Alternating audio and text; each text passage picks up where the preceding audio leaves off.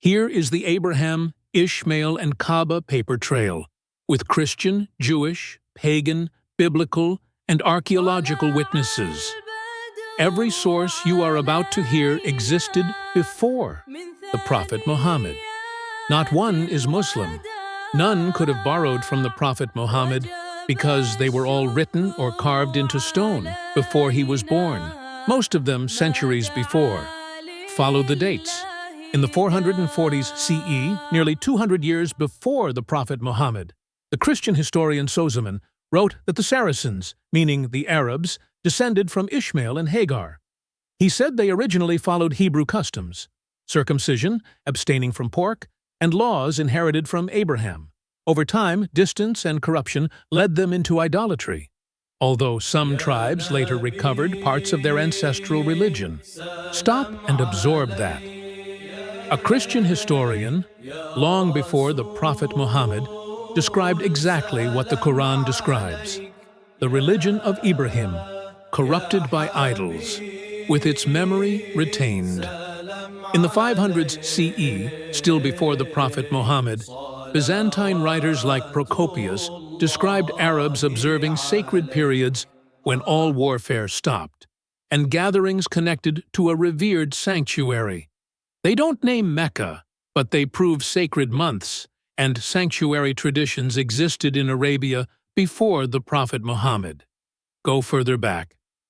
Around 93 CE, the Jewish historian Josephus wrote that Arabs circumcised at age 13 because Ishmael, their ancestor, was circumcised at 13. The covenant sign of Abraham, still practiced, still traced to Ishmael.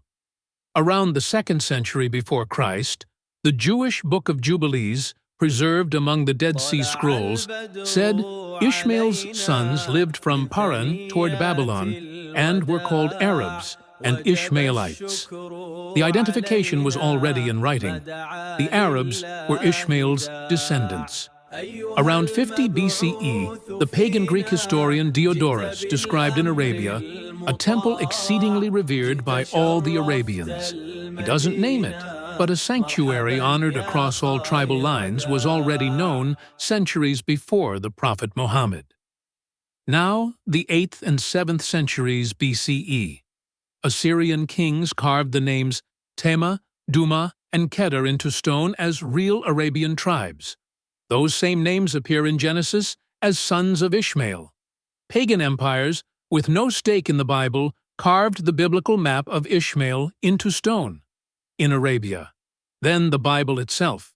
Genesis places Ishmael in Paran.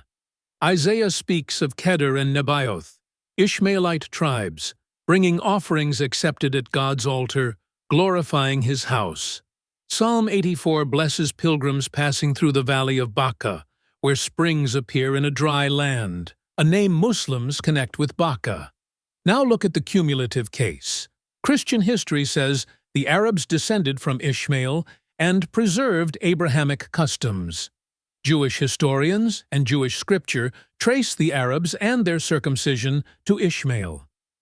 Pagan writers describe a sanctuary revered across Arabia. Assyrian stone places Ishmael's sons among real Arabian tribes. The evidence proves the Quran did not invent the connection between Abraham, Ishmael, Arabia, sacred customs, and a revered sanctuary. That paper trail was already there.